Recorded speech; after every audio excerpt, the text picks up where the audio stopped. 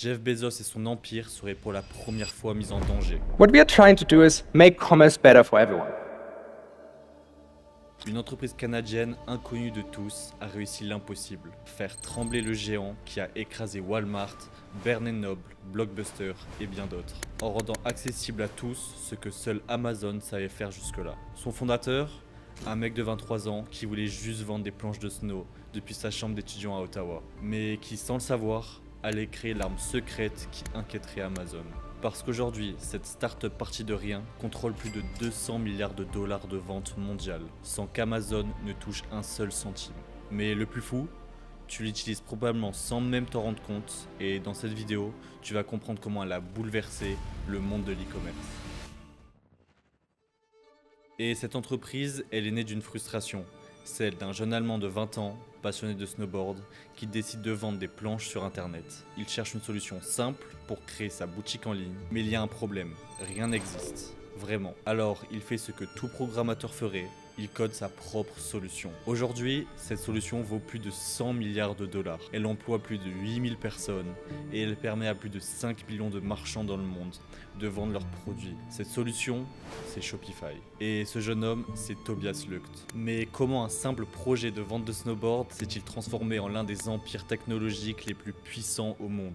Comment Shopify est devenu le seul véritable rival d'Amazon? Et surtout, comment cette entreprise canadienne est-elle en train de redéfinir complètement l'avenir du commerce en ligne? Cette histoire est surprenante car contrairement à ce qu'on pourrait croire, Shopify n'a jamais voulu concurrencer Amazon. Du moins, pas au début. Mais parfois, les grandes révolutions naissent par accident. Pour comprendre cette guerre souterraine entre Amazon et Shopify, il faut remonter en 2004, à une époque où Jeff Bezos dominait déjà l'e-commerce, où Facebook venait de naître, où l'iPhone n'existait pas, et où personne n'aurait parié un centime sur ce jeune Allemand qui allait défier l'empire de Jeff Bezos. Tobias Lucht, 23 ans, il vient de quitter Koblenz pour s'installer à Ottawa, au Canada. Dans ses bagages, quelques économies, un ordinateur portable et une passion pour le snowboard. Mais Tobias, ce n'est pas un entrepreneur dans l'âme.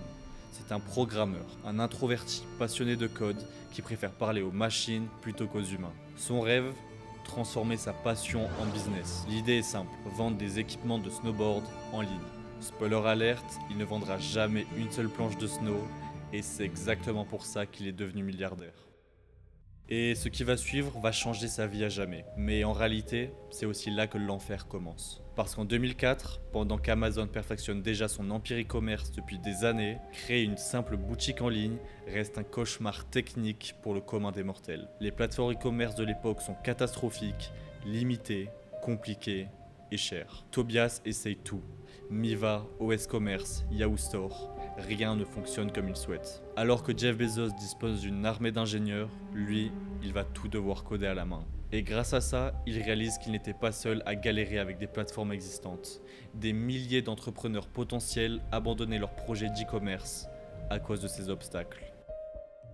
Face à ces défis techniques, Tobias va avoir la révélation qui menace encore Amazon aujourd'hui. Il réalise que le vrai business n'est pas forcément de vendre des snowboards, mais de vendre l'outil qui permet de vendre des snowboards. Suite à ça, il prend la décision la plus importante de sa vie. Sans même s'en rendre compte, il abandonne son projet de boutique de snowboard et se lance à 100% dans cette nouvelle aventure. Et c'est comme ça qu'en juin 2006, avec ses associés Scott Lake, Daniel Weinand, il lança officiellement Shopify, en n'imaginant pas une seconde qu'ils viennent de créer l'arme qui va défier Amazon. Il faut savoir qu'en 2006, Amazon règne déjà en maître sur l'e-commerce. Jeff Bezos a 12 ans d'avance, son empire génère des milliards, il a les moyens, la technologie, l'infrastructure. Face à lui, 3 jeunes Canadiens dans un bureau de 10 mètres carrés. Tobias comprendra très vite qu'il ne peut pas battre Amazon sur son terrain. Amazon vend tout à tout le monde. C'est un supermarché géant. Mais Tobias voit une faille énorme dans cette stratégie. Le problème d'Amazon, quand vous vendez sur Amazon, vous n'avez pas de clients. Vous avez des acheteurs Amazon. Vous ne contrôlez rien, ni le prix, ni la relation client, ni votre marque. Amazon peut vous virer du jour au lendemain. C'est eux qui décident. Tobias fait le pari inverse. Au lieu de créer une nouvelle place de marché pour concurrencer Amazon, il va donner aux entrepreneurs les outils pour créer leur propre Amazon. Chaque boutique Shopify devient un petit empire indépendant. La stratégie est brillante. Pendant qu'Amazon centralise tout, Shopify décentralise tout. Amazon dit vendez chez nous, Shopify dit créez votre chez vous. Mais parce que oui, il y a un mais. La réalité le rattrape. Les premiers clients abandonnent en masse à cause des bugs. Les serveurs crashent, le financement s'épuise. Tobias dort 3 heures par nuit à corriger le code constamment. Et au lieu d'abandonner, il fait le choix de tout dire à ses clients. Chaque bug corrigé, chaque amélioration, il annonce personnellement. Et cette proximité, ça lui vaudra d'éviter la faillite. Car petit à petit, la plateforme se stabilise. Les boutiques fonctionnent mieux, les e-commerçants, eux, commencent à avoir des résultats. Et le bouche à oreille, de fil en aiguille, commence à jouer en la faveur de Shopify. C'est alors que Shopify reçoit un coup de pouce inattendu qui va tout changer. Le 9 janvier 2007, Steve Jobs présente le premier iPhone aux États-Unis. Cette révolution mobile transformera le commerce en ligne à tout jamais, permettant aux gens d'acheter n'importe où et n'importe quand. Mais à ce moment-là, personne ne le sait, même pas Amazon. Par contre, Tobias et son équipe comprennent rapidement un potentiel. Contrairement aux géants qui restent focalisés sur l'expérience sur ordinateur, Shopify anticipe l'importance croissante du commerce mobile. C'est alors que l'équipe prend un pari risqué. Elle travaille sur l'optimisation de la plateforme en espérant que l'avenir de l'e-commerce se jouera sur téléphone. Les boutiques Shopify bénéficient d'une expérience d'achat fluide sur mobile quand leurs concurrents peinent à s'adapter, ce qui devient un avantage décisif à mesure que les consommateurs adoptent massivement les smartphones. Alors Shopify surfe sur cette tendance et grandit en silence. Année après année, la plateforme attire des entrepreneurs qui veulent leur indépendance. Mais le vrai coup de génie de Toby, c'est le modèle économique. Shopify prend un pourcentage sur chaque vente réalisée sur ses plateformes. Plus ses clients vendent, plus Shopify gagne. Les intérêts sont parfaitement alignés. En 2010, Tobias devient officiellement CEO de Shopify. Il a 30 ans, l'entreprise compte déjà 100 000 boutiques actives, mais personne ne prend encore Shopify au sérieux. C'est juste pour les petites boutiques, disaient les experts. Et ces experts vont avoir très tort. Car Tobias vient de comprendre quelque chose que même Jeff Bezos n'avait pas vu venir. Et c'est quand les célébrités s'y mettent que tout bascule. Pour mieux comprendre cela, faisons un bond dans le temps jusqu'en 2015. Kylie Jenner veut lancer sa marque de cosmétiques, Kylie Cosmetics. Plutôt que de se tourner vers Amazon, Kylie fait un choix inattendu. Elle choisit Shopify. Pourquoi ?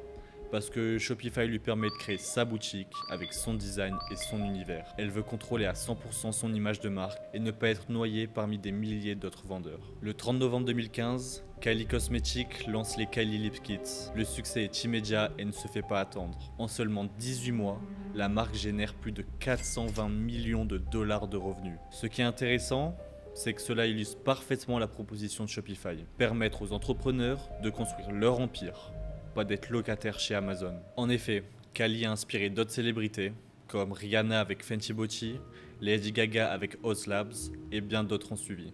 Et c'est à ce moment-là que Jeff Bezos réalise qu'il a un problème. Chaque marque qui explose sur Amazon, c'est des millions, voire des milliards qu'il perd. Pire encore, ces marques créent leur propre univers, leur propre relation client, leur propre écosystème. Elles n'ont plus besoin d'Amazon pour exister. La leçon est claire. Shopify ne vend pas seulement des outils e-commerce, Shopify vend de l'indépendance. Mais Jeff Bezos ne va pas rester les bras croisés et c'est là qu'il va contre-attaquer. D'abord, Amazon lance WebStore.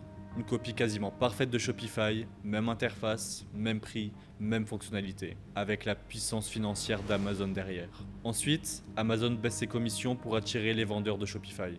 Certains marchands sont tentés. Pourquoi payer Shopify quand Amazon offre la même chose en moins cher ? Mais Tobias a prévu cette attaque. Sa réponse est contre-intuitive.